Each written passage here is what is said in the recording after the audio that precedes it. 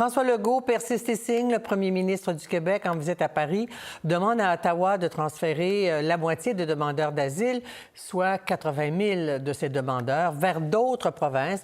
Le fédéral affirme ne pas détenir ce pouvoir et soutient que leur déplacement obligatoire irait à l'encontre de la Charte des droits et libertés du Canada. N'empêche, pour le chef caquiste, c'est à Ottawa de trouver une solution. La demande du premier ministre suscite passablement de réactions et c'est le premier sujet de notre 24-60 politique que nous avons enregistré un peu plus tôt, en fin d'après-midi, avec Guillaume Bourgault-Côté et Louis Blouin, notre chef de bureau à Ottawa.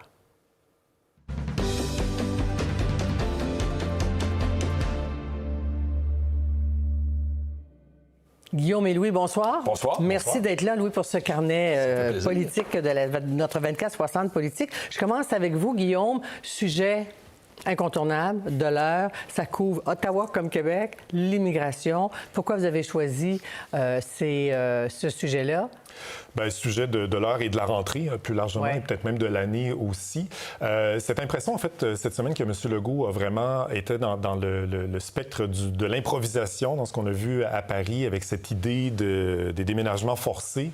Et je dis ça parce que le point de presse aujourd'hui était très éclairant à cet égard. Nos collègues journalistes, on va l'écouter. OK. Je ne suis pas capable d'accueillir humainement le nombre de demandeurs d'asile qu'a laissé entrer le gouvernement fédéral. C'est pas moi qui va commencer à analyser les impacts des différentes solutions sur la Charte des droits et libertés. Là, c'est au gouvernement fédéral. Ils veulent avoir ce pouvoir-là. C'est à eux autres à trouver des solutions.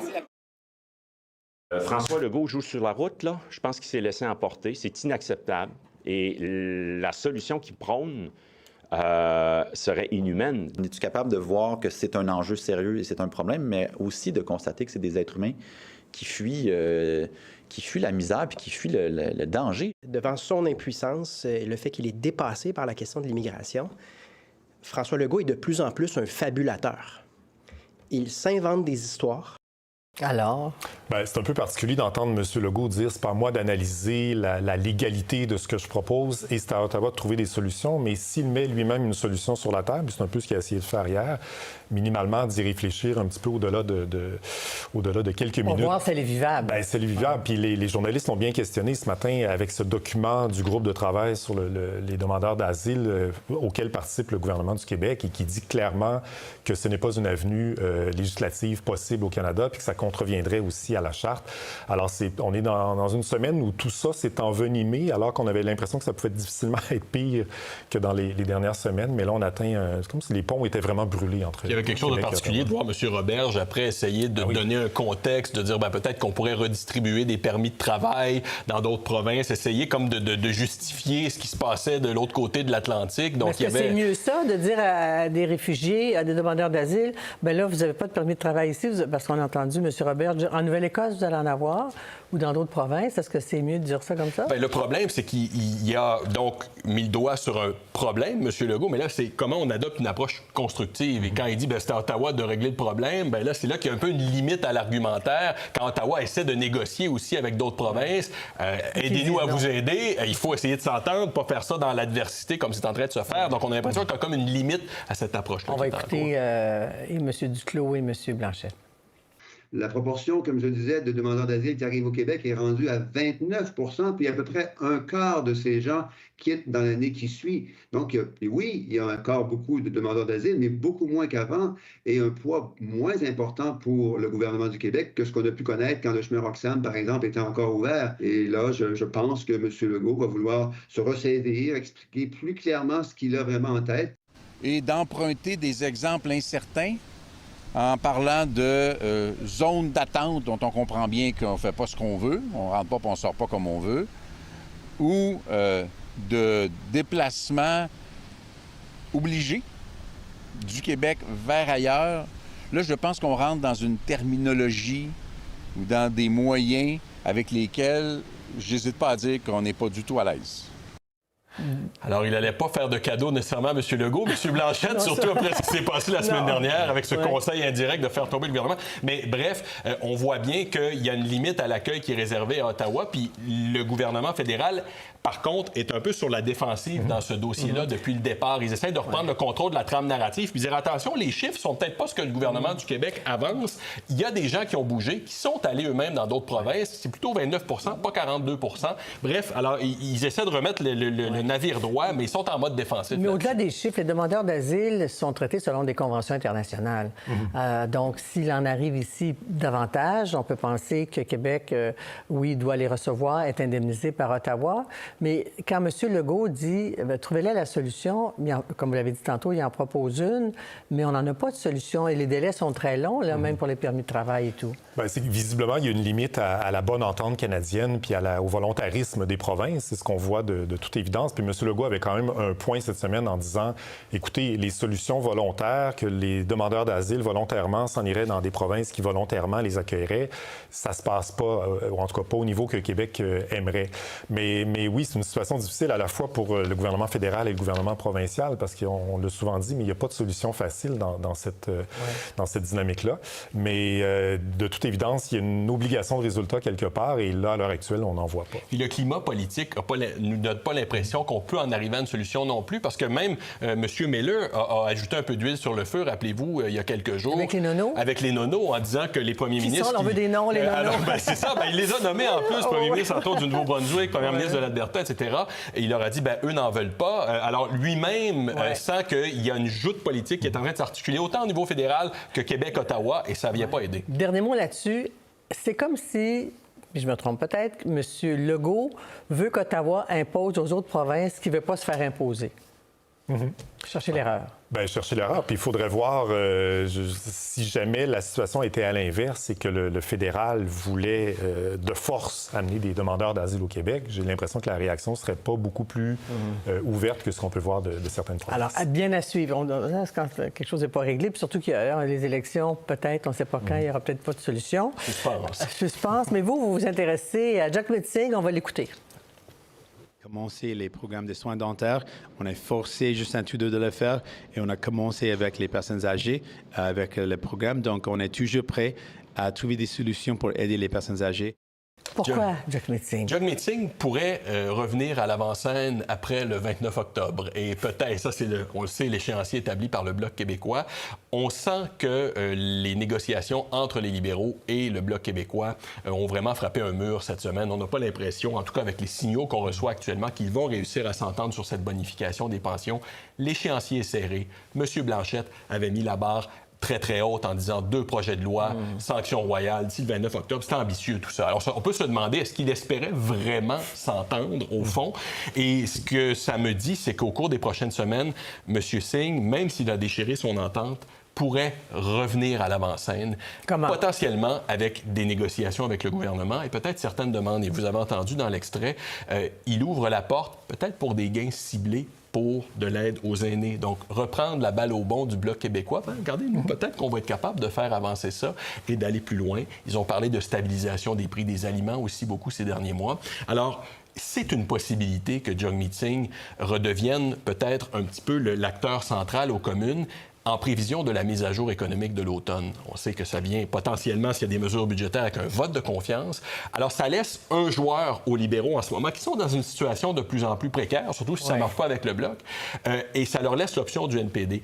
Et moi, ce que je comprends, ce que j'entends, c'est que le NPD, à moins d'un accident de parcours, est toujours pas intéressé de se lancer si vite que ça en élection cet automne, notamment parce il y a une petite montée dans les sondages, mais ce que nos sources néo-démocrates nous disent, c'est qu'on a besoin d'un petit peu plus de temps pour se positionner comme une véritable solution de rechange aux libéraux pour les progressistes. Et faire reconnaître les gains qu'il a obtenus, parce qu'on a toujours dit depuis 1 an ou 2 ans, que c'était pas le NPD qui recueillait les gains. Exact. Et là, plus de gens reçoivent un traitement dentaire, peut-être, plus les gens... Si le programme aussi de l'assurance médicaments qui doit passer au Sénat peut-être la semaine prochaine, me dit-on, une fois que ça s'est arrivé, bien là, eux, ça leur donne un peu d'eau au moulin et peut-être une chance d'essayer d'aller chercher un petit peu de crédit politique. Donc, moi, j'ai l'impression qu'il gagne peut-être à attendre. Parce que si l'assurance médicaments passe la semaine prochaine au Sénat, que ça revient, ça veut dire que le Québec aura un chèque et qu'ailleurs au Canada, ils auraient un régime comme nous, on a au Québec. Il doit y avoir des ententes. Alors ça, c'est sûr que c'est pas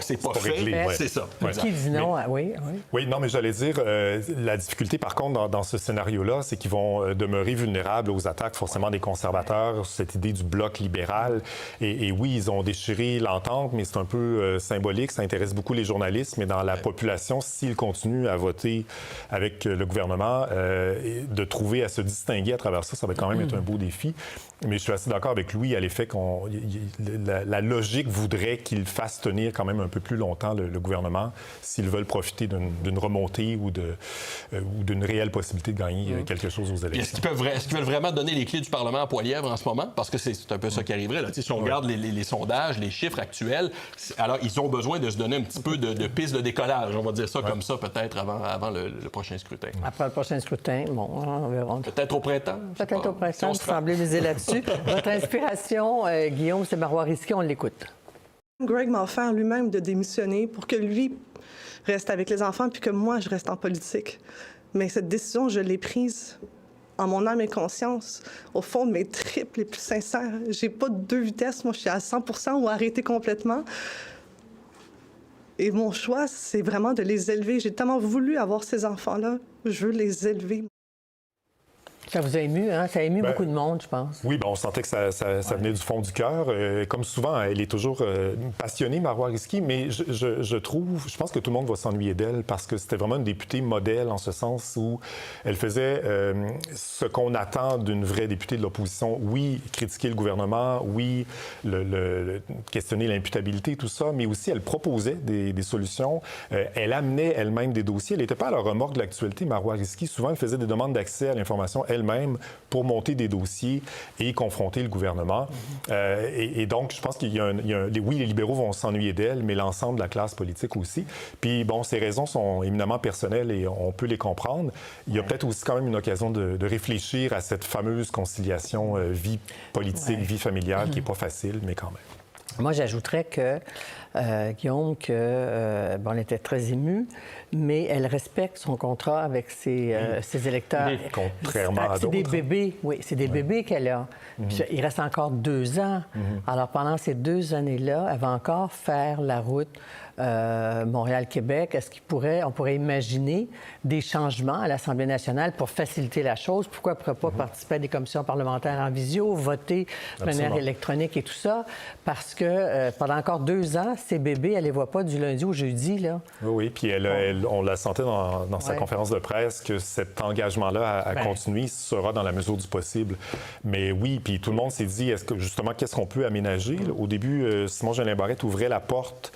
Puis là, aujourd'hui, il nous a comme dit que sa réforme parlementaire était pas mal terminée. Donc, ce sera à suivre quand même, mais certainement qu'il y aurait... À Ottawa, il y a le vote hybride maintenant qui peut donner une certaine flexibilité, qui est hérité un peu de la pandémie. Donc ça, mais on le voit, je voyais encore Karina Gould, la leader du gouvernement en chambre cette semaine avec sa petite fille et tout ça. Donc c'est beau à voir, mais en même temps, c'est un rappel des sacrifices que particulièrement les femmes politiques font, les mamans qui sont dans le service public. Alors, Louis, vous nous amenez sur une note plutôt humoristique pour la fin. Je vais remettre à François Legault son chandail du king des déficits. Et le capitaine de l'équipe des déficits, du king des déficits, c'est François Legault. Nous allons faire en sorte de remettre à François Legault ce chandail-là, qui porte bien évidemment son nom. Et vous l'aurez deviné, il a le numéro 11 milliards. Bon, c'est un peu caricatural, vous me direz, mais je trouve qu'en termes de leçon de communication politique 101, c'est très efficace parce qu'il y a un élément visuel très fort, s'inscrire dans l'actualité du jour également avec ce match que l'on sait des Kings de Los Angeles et d'avoir pris le temps de soigner ça. C'est très efficace parce que ça a fait beaucoup jaser. Puis là, c'est d'être capable finalement d'enfoncer le clou jusqu'à la fin sur le débat de fond. Au-delà du débat de fond, en termes de communication politique, j'ai trouvé que ça, c'était plutôt efficace. À l'ère de l'image, c'était assez efficace. Il faudrait compter à un moment donné le nombre de fois où Marc Tanguay a parlé du king des déficits depuis 1 an. Je pense qu'une fois qu'il a trouvé cette expression-là, c'est revenu tout le temps jusqu'à s'incarner dans Mais M. Girard, ce matin, il était assez froid. Puis il disait, ceux qui veulent y aller iront, là. Je pense que ça l'embête un peu. Ben là, d'autant qu'on Là, je n'ai pas les derniers chiffres, mais on nous disait qu'il restait Quelques des milliers de billets. billets. Donc, c'est sûr que ça vient renforcer cette image. Et en plus, on apprenait aujourd'hui que personne de la haute direction de la Ligue nationale de hockey sera sur place. M. Bettman n'ira pas. N'ira pas, alors que ça devait être une vitrine pour le retour des Nordiques. Et à suivre aussi. Merci tous les deux. Bonne semaine.